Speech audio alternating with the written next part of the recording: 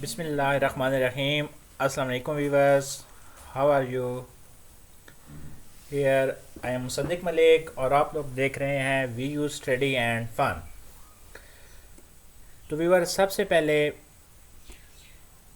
हम बढ़ते हैं अपने लेक्चर की जानिब। आज हमारा स्टैटिस्टिक्स एंड प्रोबेबिलिटी STA 301 के लेक्चर नंबर 3 का जो रिमेनिंग पार्ट है, पार्ट नंबर 2, वो हम करेंगे। लास्ट टाइम हमने लेक्चर नंबर जो 3 किया है तो उसमें से थोड़े से हमारे टॉपिक्स रह गए हैं, वो टॉपिक्स हम कवर करेंगे और फिर नेक्स्ट वीडियो में हम अपने लेक्चर नंबर 4 की जानिब बढ़ेंगे। तो स्टार्ट करते हैं अपना आज का लेक्चर। Topics for today. आज जो हम टॉपिक डिस्कस करेंगे उनमें टेबुलेशन है, data representation, simple bar chart, component bar chart, multiple bar chart and pie chart हैं। तो सबसे पहले स्टूडेंट्स, टाइप्स ऑफ डाटा हमारे पास हैं। टाइप्स ऑफ डाटा की एक ट्रीग्राम है जो कि मैं आपको दिखा रहा हूँ। जैसा कि हमने ऑलरेडी पढ़ चुके हैं हम। अगर आप लोगों को टाइप्स ऑफ डाटा नहीं पढ़े तो आप लेक्चर नंबर 1 2 जो ऑलरेडी मैंने दिए हैं और लेक्चर नंबर 3 का पार्ट नंबर 1, तो आप लोग वो वाले लेक्चर सुनो, तो वहाँ से आपको टाइप्स ऑफ डाटा क्लियर हो जाएगा। तो टाइप्स ऑफ डाटा हमारे पास दो किस्म के होते हैं, एक क्वालिटेटिव और दूसरे क्वांटिटेटिव। जो क्वालिटेटिव डाटा है हम उसके बारे में पढ़ते हैं। क्वालिटेटिव डाटा में हमारे पास दो आगे उसको कैटेगराइज किया गया है फर्दर। एक को यूनिवेरिएंट फ्रीक्वेंसी टेबल और दूसरे को बाई वेरिएंट फ्रीक्वेंसी टेबल। जो यूनिवेरिएंट फ्रीक्वेंसी टेबल होगा वहाँ पे हमारे पास एक वेरिएबल होगा और जो बाई वेरिएंट फ्रीक्वेंसी टेबल होगा वहाँ पे हमारे पास दो वेरिएबल होंगे। Univariate frequency table, percentage, pie chart, bi bar chart, ये वाली चीज़ें हम डिस्कस करेंगे। और बाई वेरिएंट फ्रीक्वेंसी टेबल के अकॉर्डिंग हम कंपोनेंट बार चार्ट और मल्टीपल बार चार्ट को डिस्कस करेंगे। सबसे पहले मैं आपको एग्जांपल के साथ स्टार्ट कराता हूँ ये चीज़ें। Suppose that we are carrying out a survey of the student of first year studying in coeducation. Suppose that in all three there are 1200 students of first year in the large college.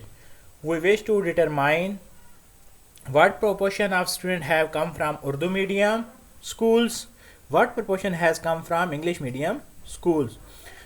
Viewers, हमारे पास एक examples है। एक college की first year की strength 1200 है। हम लोगों ने क्या चीज़ फाइंड करनी है कि उन 1200 स्टूडेंट में से कितने स्टूडेंट उर्दू मीडियम स्कूल में से आए हैं और कितने स्टूडेंट्स इंग्लिश मीडियम स्कूल में से आए हैं। तो ये टेबल हमारे पास शो कर रहा है। हमने रैंडम जो वहाँ से हमने डाटा कलेक्ट किया है 1200 स्टूडेंट्स का, वहाँ से हमें पता चला है कि 719 स्टूडेंट्स जो हमारे पास हैं वो उर्दू मीडियम से आए हैं एंड 481 स्टूडेंट्स हमारे पास जो है इंग्लिश मीडियम स्कूल में से आए हैं आउट ऑफ 1200 स्टूडेंट्स। हमें गिवन था कि फर्स्ट ईयर के स्टूडेंट 1200 है। हमने क्या चीज़ फाइंड करनी थी कि कितने स्टूडेंट उर्दू मीडियम स्कूल में से आए, कितने स्टूडेंट्स इंग्लिश मीडियम स्कूल में से आए हैं। प्रपोर्शन फाइंड करना है। तो जो डाटा हमें गिवन है हमने वहाँ से फाइंड आउट किया कि हमारे पास उर्दू मीडियम से कितने स्टूडेंट्स आए, इंग्लिश मीडियम से कितने स्टूडेंट्स आए। उर्दू मीडियम से 719 स्टूडेंट्स हमारे पास आए और इंग्लिश मीडियम स्कूल्स में से 481 स्टूडेंट्स आउट ऑफ 1200 आए। तो नेक्स्ट जो है हम क्या करते हैं, dividing the self frequency by the total frequency and multiply by 100 we obtain the following. हमने परसेंटेज फाइंड करनी है इनकी। तो परसेंटेज कैसे फाइंड करते हैं, जैसे कि अब कोई स्टूडेंट्स अपने मार्क्स की परसेंटेज कैसे फाइंड करता है, तो उसके जितने मार्क्स आते हैं, लेट्स से कि स्टूडेंट्स के मार्क्स 800 आते हैं आउट ऑफ 1100, तो क्या करेगा वो 800 डिवाइडेड बाय 1100 मल्टीप्लाई बाय 100 करेगा। ऑब्टेन मार्क्स और टोटल मार्क्स मल्टीप्लाई बाय 100। तो सेम व्यूअर्स यहाँ पे भी हम वही चीज़ करेंगे कि हमारे अगर उर्दू मीडियम की हमने परसेंटेज फ्रीक्वेंसी फाइंड करनी होगी तो जितने स्टूडेंट्स हमारे पास उर्दू मीडियम स्कूल्स में से आए हैं उनको हम डिवाइड करेंगे टोटल नंबर ऑफ़ स्टूडेंट्स। और इसी तरह इंग्लिश मीडियम की फ्रीक्वेंसी फाइंड करने के लिए हम क्या करेंगे, जितने स्टूडेंट्स हमारे पास इंग्लिश मीडियम स्कूल्स में से आए हैं उनको डिवाइड करेंगे टोटल स्ट्रेंथ के साथ जो कि हमारे पास है 1200।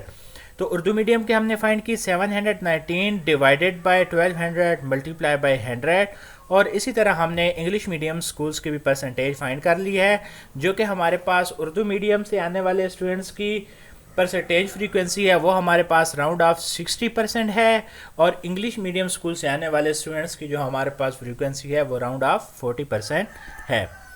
नेक्स्ट स्टूडेंट, ये तो हमारे पास एक टेबुलर था, एक डाटा हमारे पास टेबल में लिखा हुआ था। अब हम इसको डायग्रामेटिकली इस रिप्रेजेंटेशन हम करते हैं इस डाटा की, एक डायग्राम की मदद से इस डाटा की रिप्रेजेंटेशन हम कैसे करेंगे। तो इसके लिए हम एक पाई चार्ट पे इस डाटा को कैसे ड्रा करेंगे। पाई चार्ट के बारे में मैं आपको बताता चलूँ। Pie chart consist of a circle which is divided into 2 और more part in accordings with the number of distinct categories that we have in our data. तो व्यूअर्स, पाई चार्ट हमारे पास एक सर्कल होता है, उसको हम कितने हिस्सों में डिवाइड करते हैं, ये बात हमारे डाटा में जितनी भी डिस्टिंक्ट चीज़ें होती हैं उनके इन अकॉर्डेंस हम इसको डिवाइड करते हैं। तो व्यूअर्स, यहाँ पे हमारे पास टोटल 2 किस्म के स्टूडेंट्स हैं। एक वो स्टूडेंट्स हैं जो उर्दू मीडियम में से आए हैं, और एक वो स्टूडेंट्स हैं जो कि हमारे पास इंग्लिश मीडियम में से आए हैं। तो हम अपने पाई चार्ट को दो हिस्सोों में डिवाइड करेंगे। तो यहाँ पे व्यूअर्स, अब बात यह है कि हम इसको डिवाइड कैसे करेंगे। 2 बराबर हिस्सों में तो नहीं डिवाइड कर सकते। अगर हमारे पास 50% स्टूडेंट्स इंग्लिश मीडियम से आते और 50% उर्दू मीडियम स्कूल से आते, तो फिर तो हम इसको क्या कर देते, इसको 2 बराबर हिस्सों में डिवाइड कर देते। लेकिन अब हमारे पास कंडीशन कुछ और है। वो कंडीशन क्या है, हमारे पास जो स्टूडेंट्स आ रहे हैं 40% इंग्लिश मीडियम से आ रहे हैं और 60% स्टूडेंट हमारे पास उर्दू मीडियम से आ रहे हैं। तो डिवीजन ऑफ सर्कल हम कैसे करेंगे। तो डिवीजन ऑफ सर्कल फाइंड करने का ये फार्मूला व्यूअर्स मैंने नीचे लिखा है। Division of circle which is equal to cell frequency over total frequency. Cell frequency mean क्या है व्यूअर, यहाँ पे सेल फ्रीक्वेंसी से मुराद ये है कि उर्दू मीडियम की सेल फ्रीक्वेंसी 719 है और इंग्लिश की है 481। तो व्यूअर्स, आप कैसे यहाँ पे फाइंड करोगे। आप यहाँ पे सेल फ्रीक्वेंसी लिख दोगे, ऊपर 719 डिवाइडेड बाय 1200 मल्टीप्लाई बाय 360।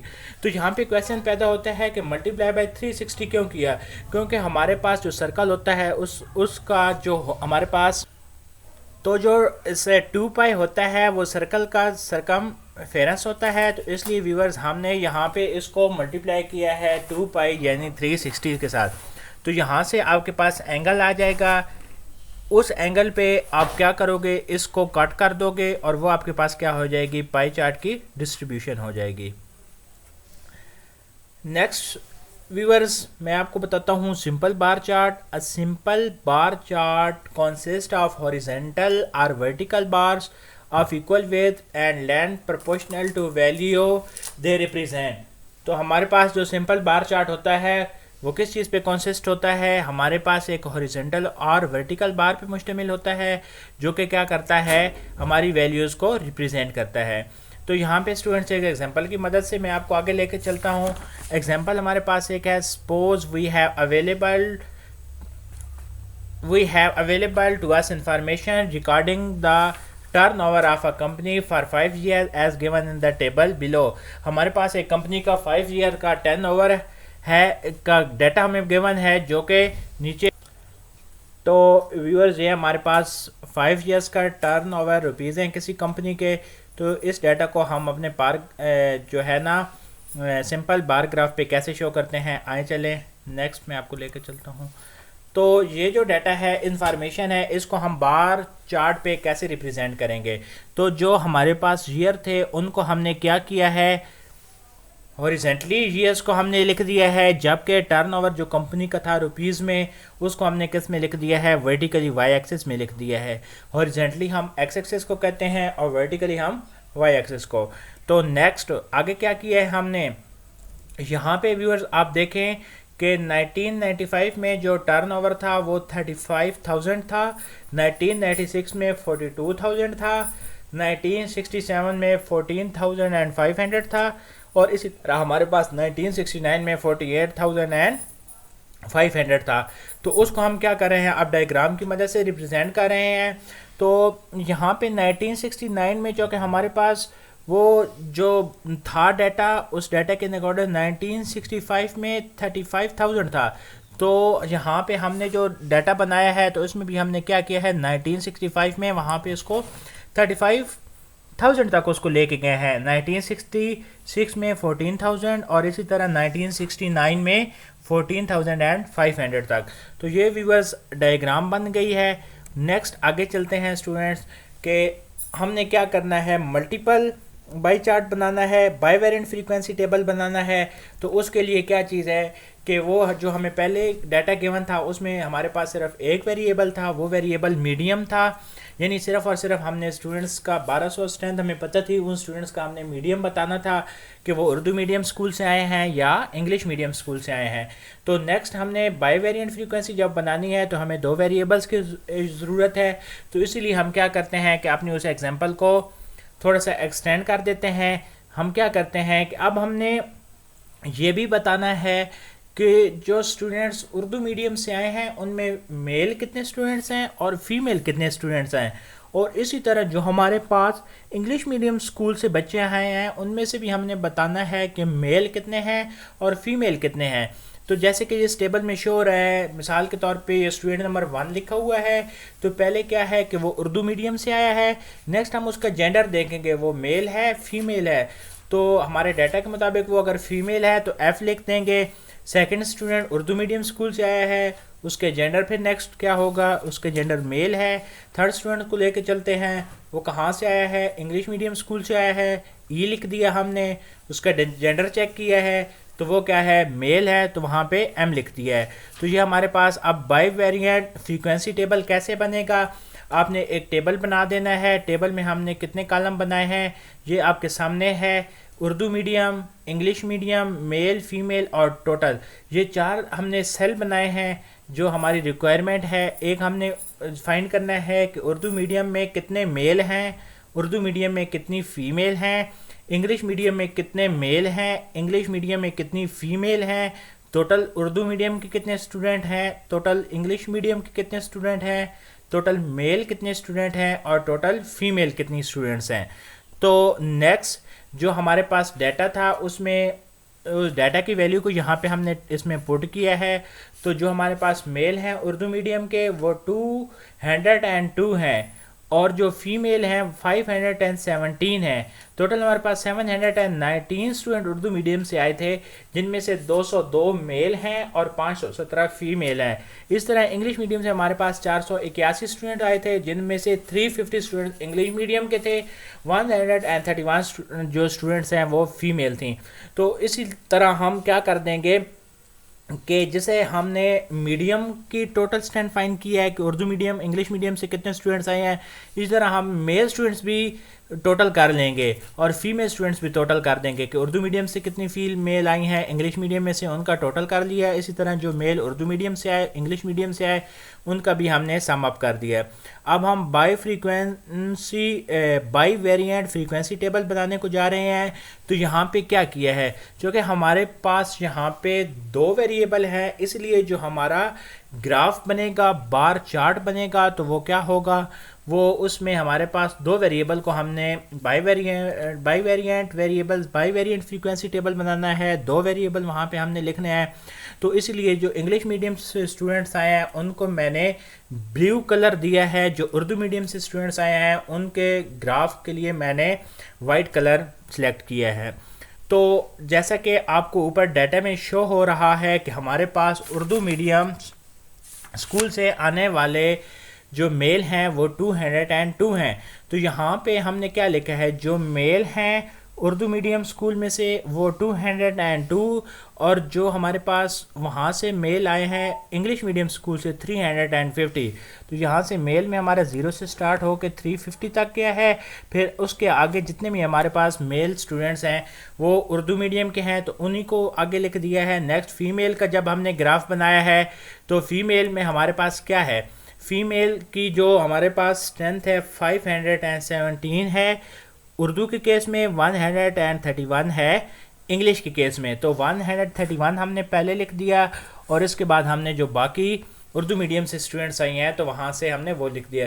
तो इस ग्राफ से आपको वाज़ह पता चल रहा है कि जो मेल स्टूडेंट्स हैं तो वो इंग्लिश मीडियम से ज़्यादा आए हैं, जो फीमेल स्टूडेंट्स हैं तो वो उर्दू मीडियम से ज़्यादा आई हैं। तो इस चार्ट का मतलब, इन फिगर्स का मतलब ये होता है कि इसकी मदद से जो है हम असेसमेंट अच्छी कर लें। यहाँ से हम कोई भी चीज़ फाइंड आउट करनी हो तो फिगर से हमें वो डाटा जो हम ज़रा एक्यूरेट और जल्दी फाइंड आउट कर सकते हैं।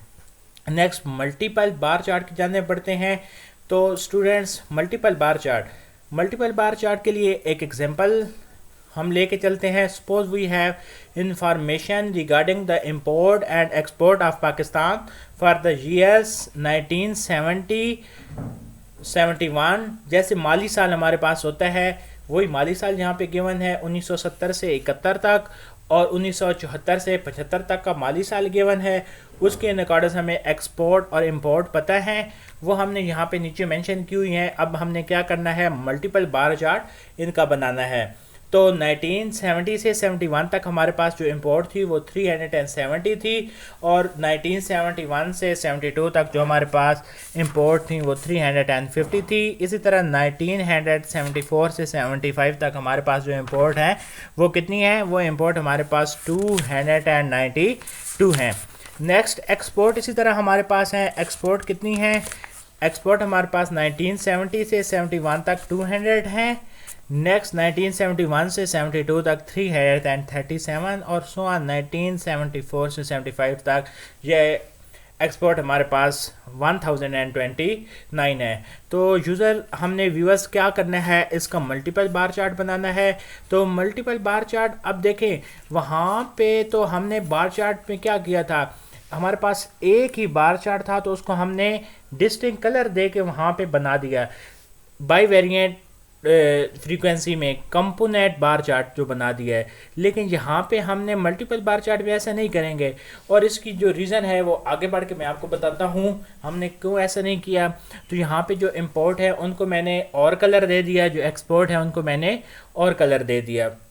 तो जितनी इंपोर्ट 1970-71 में थी वो यहाँ पे मैंने उनका ग्राफ बना दिया है, बार चार्ट बना दिया है। 1971 से 72 का भी बना दिया है, और सो ऑन 1974 से 1975 तक जो हमारे पास माली साल है उसका भी हमने बार चार्ट बना दिया है। नेक्स्ट व्यूअर, जो बात मैंने आपको बताई है कि हाँ अब हमने क्यों नहीं इनका इकट्ठा, जैसे कि वहाँ पे भी हमारे पास बाई वेरिएंट थी, 2 वेरिएबल थे तो हमने उनका एक साथ ही बार चार्ट बना दिया। लेकिन यहाँ पे हमने नहीं बनाया, यहाँ पे हमने 2 चार्ट क्यों बनाया है, तो इसकी रीज़न ये है। तो नेक्स्ट हम डिफरेंस करते हैं इनके दरमियान, किसमें, कंपोनेंट बार चार्ट और मल्टीपल बार चार्ट। जैसा कि मैंने आपको पहले बताया है कि हमने जो पहले एग्जांपल्स की हैं वो स्टूडेंट्स वाली और इंपोर्ट एक्सपोर्ट वाली, तो दोनों केस में हमारे पास बाई वेरिएंट फ्रीक्वेंसी टेबल था, तो उसको हमने अलग अलग क्यों किया है। तो यहाँ पे आपको इसमें डिस्टिंक्ट करके बताता हूँ कंपोनेंट बार चार्ट और मल्टीपल बार चार्ट में, दोनों में डिफरेंस क्या है। कंपोनेंट बार चार्ट के नीचे मैंने लिखा है जैसे information available regarding tools and there components, totals and there components, कि जो कंपोनेंट बार चार्ट है उसमें इंफॉर्मेशन जो हमारे पास अवेलेबल है वो टोटल्स एंड देयर कंपोनेंट है। मिसाल के तौर पे जैसे कि हमें वो एग्जांपल गिवन थी तो उसमें हमें total number of male students पता थे, तो वही जो total number of male students हैं उन्हीं मेल स्टूडेंट में से हाफ स्टूडेंट्स हमारे पास इंग्लिश मीडियम से आए हैं और हाफ स्टूडेंट्स हमारे पास इंग्लिश मीडियम में से आए हैं। तो इंग्लिश मीडियम से जो स्टूडेंट्स आए हैं और जो उर्दू मीडियम से स्टूडेंट्स आए हैं उनको अगर हम उनका सम अप करें तो हमें मेल स्टूडेंट्स की स्ट्रेंथ पता चल जाएगी। यानी क्या मतलब है कि वो टोटल्स का एक कंपोनेंट है, यानी उनको सम अप करने से हमें एक रिजल्ट मिल रहा है, एक सेल मिल रहा है। लेकिन मल्टीपल बार चार्ट में ऐसा नहीं होता है। नो इन्फॉर्मेशन रिगार्डिंग टोटल्स, इसमें कोई टोटल्स के बारे में इन्फॉर्मेशन नहीं होती है। अब जैसे कि मैंने आपको इंपोर्ट और एक्सपोर्ट की एग्जांपल दी है, अगर आप इंपोर्ट और एक्सपोर्ट को ऐड अप करते हो तो आपको कोई भी टोटल नहीं मिलेगा। इंपोर्ट और एक्सपोर्ट के टोटल करने से आपको कोई ऐसी इन्फॉर्मेशन नहीं मिलेगी जो कि हमारे बार चार्ट में यूज़ हुई है। तो इसीलिए जो हमारे पास कंपोनेंट्स होते हैं और उनका टोटल का कोई भी कंपोनेंट्स होता है तो उसके लिए हम जो बार चार्ट बनाते हैं तो उसको कंपोनेंट बार चार्ट कहते हैं, और वो एक ही बार चार्ट होता है, उसको हम कलर के साथ डिस्टिंग कर देते हैं।